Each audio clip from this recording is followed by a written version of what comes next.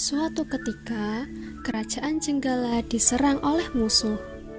Ketika perang semakin sengit, permaisuri raja yang bernama Putri Dewi Sekartaji melarikan diri dan bersembunyi ke sebuah desa yang jauh dari Jenggala.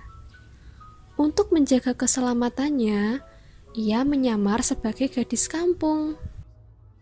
Dewi Sekartaji tinggal di tempat Nyai Intan. Nyai Intan adalah seorang wanita yang kaya mempunyai 3 putri, yaitu Kelenteng Abang, Kelenteng Ijo, dan Kelenteng Biru.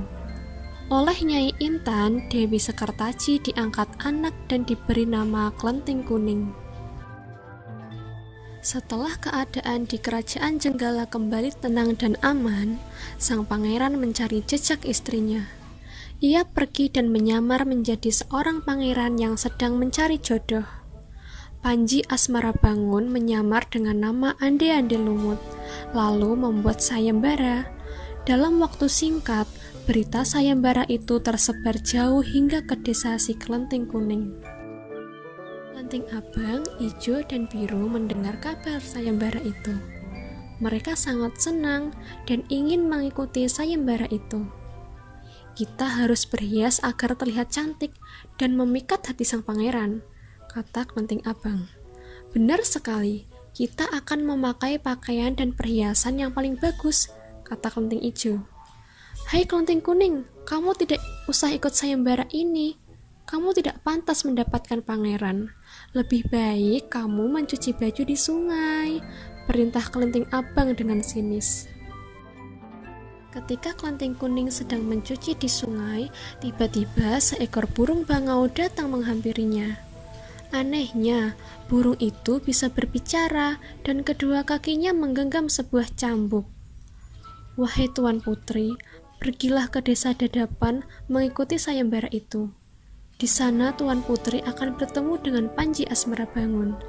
Bawalah cambuk ini, siapa tahu nanti dibutuhkan, ujar sang bangau sambil meletakkan cambuk itu di atas batu. Burung bangau itu lalu terbang ke angkasa dan menghilang sebelum Kelenteng Kuning menjawabnya. Kemudian Kelenteng Kuning kembali ke rumah dan berangkat menuju ke desa Dadapan. Sementara itu, di tepi sungai Bengawan Solo, ketika saudara dan ibu angkatnya bingung karena harus menyeberangi sungai, tetapi tak ada perahu. Bagaimana cara kita menyeberang, Bu? Tanya Kelenteng Ijo dan saudarinya. Lalu, mereka melihat seekor kepiting raksasa. Kepiting itu adalah Yuyu Kangkang, utusan Ande-Ande Lumut. Dia diutus untuk menguji para peserta sayembara yang melewati sungai tersebut. Hai kepiting raksasa, maukah kamu membantu kami menyeberang sungai? Pinta Kelenteng Abang. Yuyu Kangkang tertawa lebar. Hahaha, aku akan membantu kalian tapi ada syaratnya, kata dia. Apapun syaratmu, kami bersedia. Yang penting, kami bisa menyeberang, jawab Kelenteng Abang. Kalian harus menciumku, kata Yuyu Kangkang, dan mereka pun bersedia memenuhi syarat si Yuyu Kangkang. Kelenteng Kuning tiba di pinggir sungai. Yuyu Kangkang mengajukan syarat yang sama, tetapi Kelenteng Kuning menolak. Dia tidak ingin mengkhianati suaminya. Berkali-kali Kelenteng Kuning memohon, tetapi Yuyu Kangkang tetap menolak. Akhirnya, Kelenteng Kuning memukulkan cambuknya ke sungai dan seketika itu air sungai Bengawan Solo surut. Melihat itu, Yuyu Kangkang ketakutan dan segera menyeberangkan Kelenteng Kuning, bahkan mengantarnya sampai ke desa Dadapan. Sayembara pun dimulai. Secara bergiliran, Kelenteng Abang dan adik-adiknya menunjukkan kecantikan mereka di hadapan Ande-Ande Lumut. Namun, tak seorang pun di antara mereka yang dipilih oleh Ande-Ande Lumut.